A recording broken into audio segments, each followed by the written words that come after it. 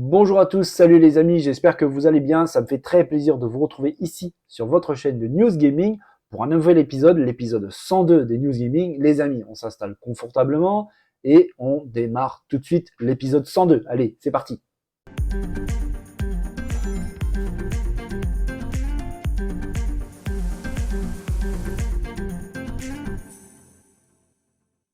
Allez, on commence tout de suite l'épisode gaming avec une news qui va vraiment faire plaisir, ou en tout cas ça va hyper pas mal de monde.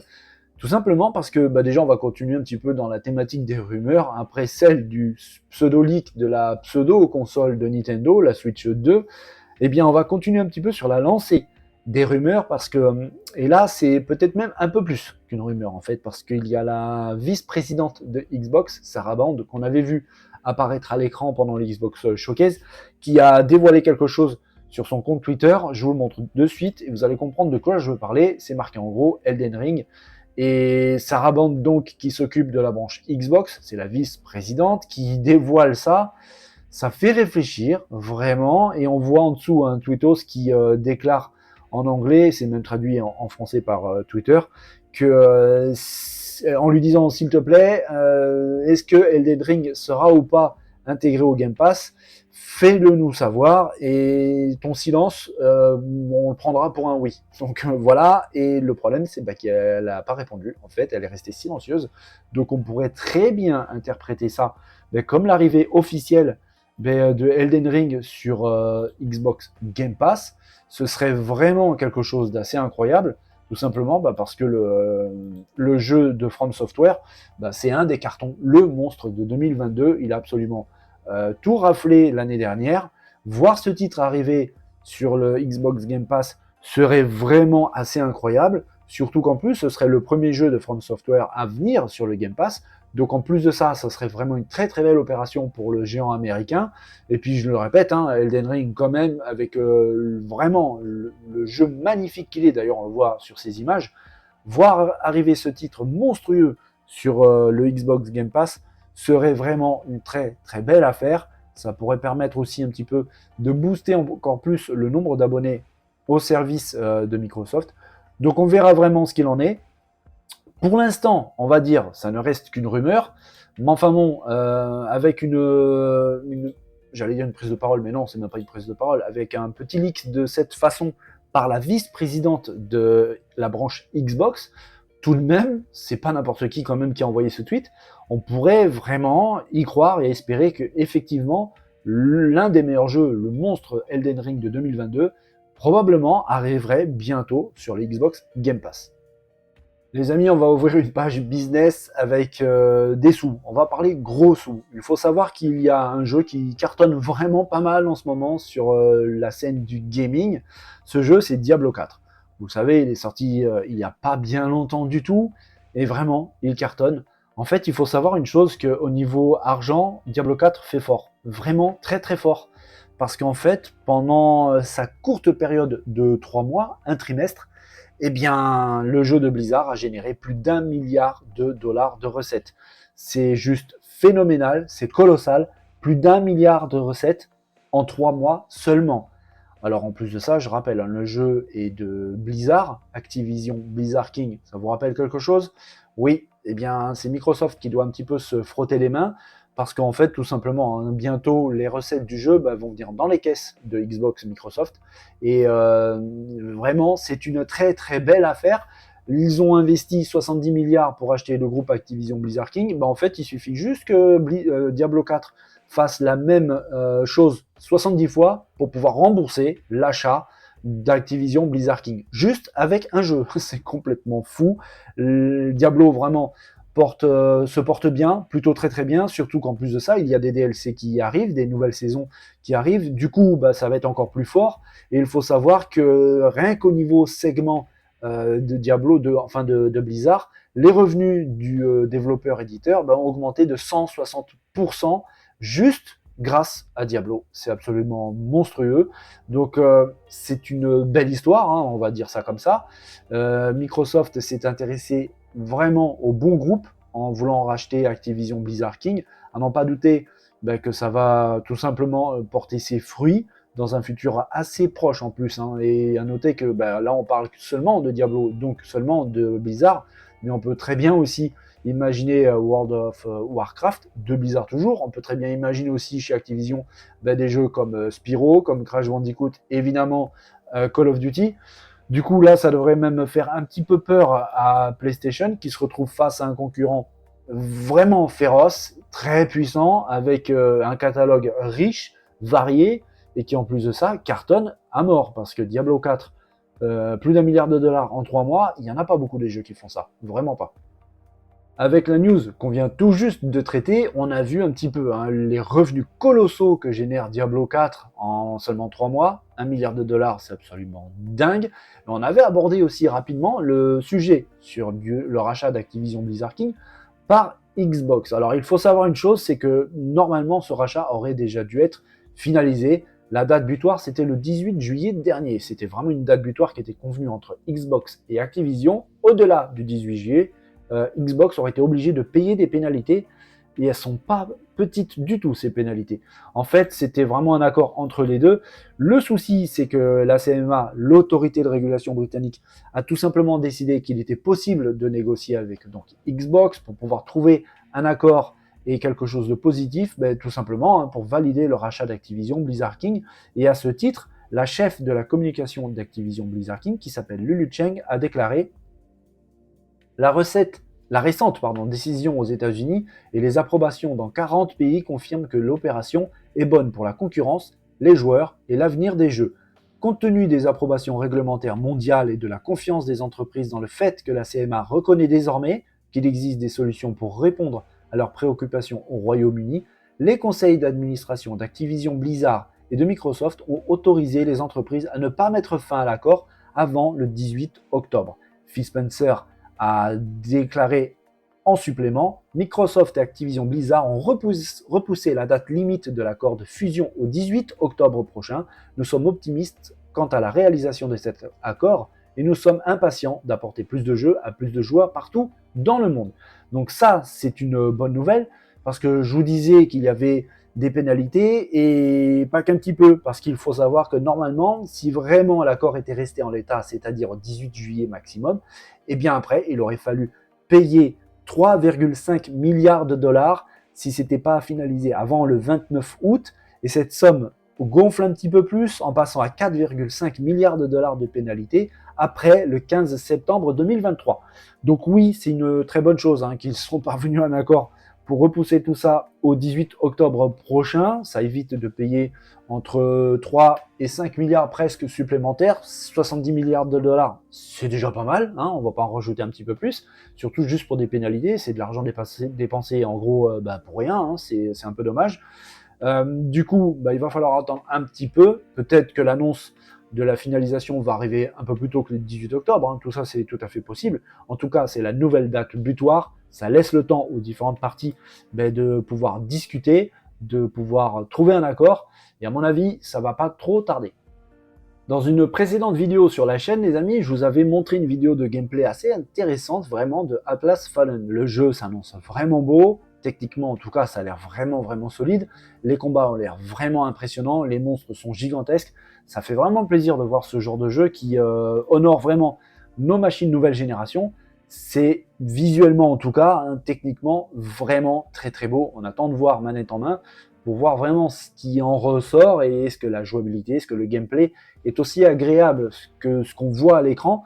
En tout cas, avec cette nouvelle vidéo que je vous propose aujourd'hui, on voit beaucoup de combats.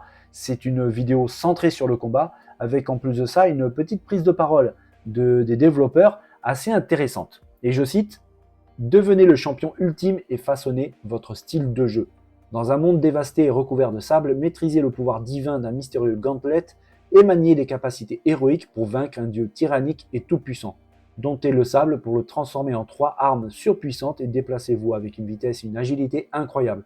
Choisissez votre duo d'armes implacables et utilisez les combos les plus mortels dans des affrontements fluides et spectaculaires.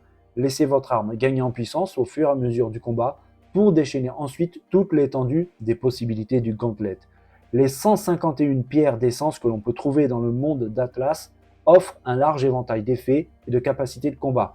Que vous préfériez jouer de manière agressive, ou utilisez des boucliers, des effets de contrôle ou de soins, combinez vos capacités comme vous le souhaitez pour créer votre propre approche du combat dans les affrontements épiques et intenses contre un large bestiaire de monstres. Adaptez-vous et jouez judicieusement contre chaque adversaire. Améliorez encore les possibilités de combat en rejoignant un ami grâce au mode coop à 2 joueurs en ligne. Vous pourrez parcourir l'intégralité de la campagne scénarisée à 2 et trouver les synergies les plus incroyables pour vaincre vos ennemis avec un style toujours plus impressionnant. C'est un long message, très très long, mais très intéressant, qui dévoile beaucoup de choses. Déjà, on apprend qu'il y a 151 pierres d'essence qu'on trouvera tout au long du jeu, et ces pierres donneront donc différents pouvoirs, différentes capacités à ce fameux gantelet qui, avec plusieurs combinaisons, apparemment on peut combiner différents pouvoirs vraiment très très différents et opposés les uns aux autres pour pouvoir en tirer profit et ainsi vaincre les ennemis. Comme on peut le voir à l'écran, certains sont vraiment très grands. On apprend aussi, et ça c'est une très très belle nouvelle, c'est que le jeu était déjà un jeu solo, mais on peut faire la partie à 2 joueurs en coop intégralement, tout le scénario, toute la campagne peut être faite à 2 joueurs en même temps avec un autre joueur en ligne, en coop en ligne. Ça c'est vraiment une très très bonne idée, une très très bonne nouvelle. On attend vraiment ce jeu avec impatience. Alors il sort le 10 août prochain, il n'y a plus beaucoup de temps à attendre. Le jeu est une exclusivité, j'ai envie de dire, nouvelle génération. Il sortira sur PC, sur PS5 et sur Xbox Series.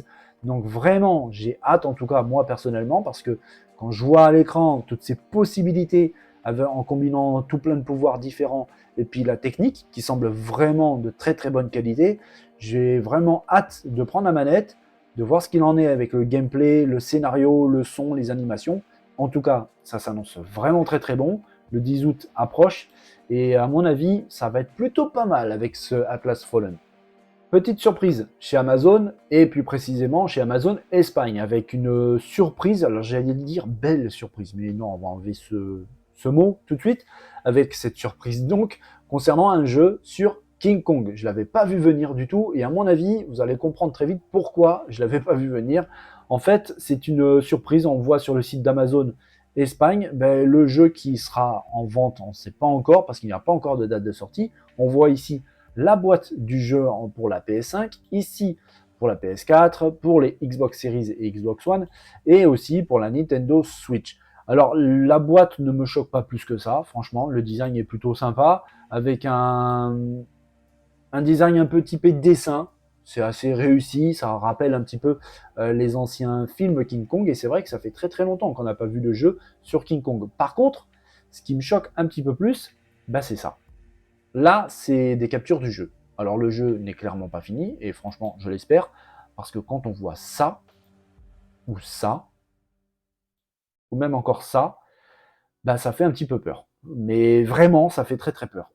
Je sais pas trop quoi penser, à part que je sais pas quand est-ce que le jeu sortira. Alors si ce jeu Skull of Iceland Rise of Kong sort pour cette année 2022, finalement peut-être que Gollum aura un très très bel adversaire au titre du plus mauvais, du plus moche jeu de l'année.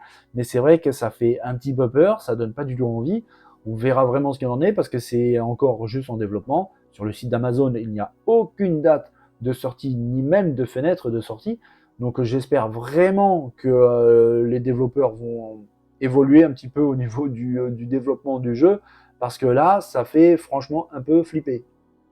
Bon, après avoir vu des captures du jeu King Kong, qui franchement, ça fait un peu peur, ça pique les yeux, d'ailleurs j'espère vraiment que ça va s'améliorer pour ce titre, on va faire un petit tour sur un autre jeu qui lui aussi, au moment de sa sortie, a fait vraiment très très peur.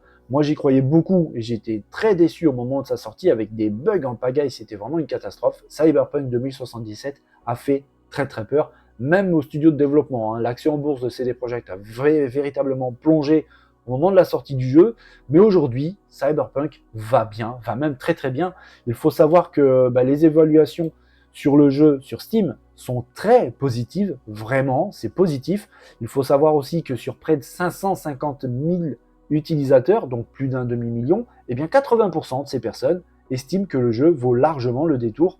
C'est vraiment bien, c'est très positif et c'était franchement pas gagné parce qu'au moment de sa sortie, c'était une catastrophe. Quand on voit d'où vient le jeu et quand on voit maintenant ce qu'il est, c'est vraiment rassurant et ça montre aussi un petit peu la capacité de CD Projekt à se remettre sur les rails, à se poser les bonnes questions et à travailler vraiment et offrir quelque chose de qualité. Et à ce titre, d'ailleurs, le directeur de la communication chez CD Projekt a déclaré: merci à tous de reconnaître le travail acharné que l'équipe a abattu au fil des années depuis la sortie. Alors on voit vraiment un message court mais très positif. On imagine un peu sa joie, on imagine aussi la joie des développeurs. C'est vrai que le jeu revient de loin, vraiment, mais c'est vrai qu'aujourd'hui, il est optimisé, il est beau, vraiment, c'est fluide, avec d'énormes patchs qui ont été diffusés par l'équipe de développement. On voit très bien un travail colossal qu'ils ont abattu pour éliminer quasiment tous les bugs. Le jeu est devenu plus que beau, jouable, c'est vraiment fun. Et là, on découvre vraiment le travail qui aurait dû être initial de CD Projekt. C'est à vraiment souligner un très beau travail des équipes de développement du studio. Et ça rassure aussi pour la suite, parce qu'on sait très bien que le DLC Phantom Liberty arrive bientôt, et ça rassure un petit peu. Tous les voyants, on va dire, sont au vert, parce que quand on voit le travail abattu pour améliorer le jeu de base, donc j'imagine très bien que le DLC sera au moins aussi bien, donc on attend ça avec impatience. Et puis ça montre aussi que tout est possible dans la vie, donc King Kong, lâche pas l'affaire, ça va le faire. Voilà les amis, on arrive à la fin de cet épisode 102 des News Gaming. Comme d'habitude, j'espère que cette vidéo vous a plu. Si c'est le cas, vous savez quoi faire, les pouces, les partages, les commentaires. Si vous n'avez pas encore rejoint l'aventure, n'hésitez pas à vous abonner. Vraiment, vous ne regretterez rien. En plus de ça, on vous accueille dans la joie et la bonne humeur. Il suffit juste de faire un tour dans la zone de commentaires pour voir un petit peu tous ces commentaires bienveillants et chaleureux. Super intéressant en plus. Vraiment, merci à tous pour votre participation les gars. J'ai une commu vraiment au top. Passez une belle et bonne journée. Prenez soin de vous comme d'habitude. N'oubliez pas de vous amuser, c'est super important. Et puis je vous dis à très vite, très bientôt pour un nouvel épisode des News Gaming les amis. Allez, bye bye.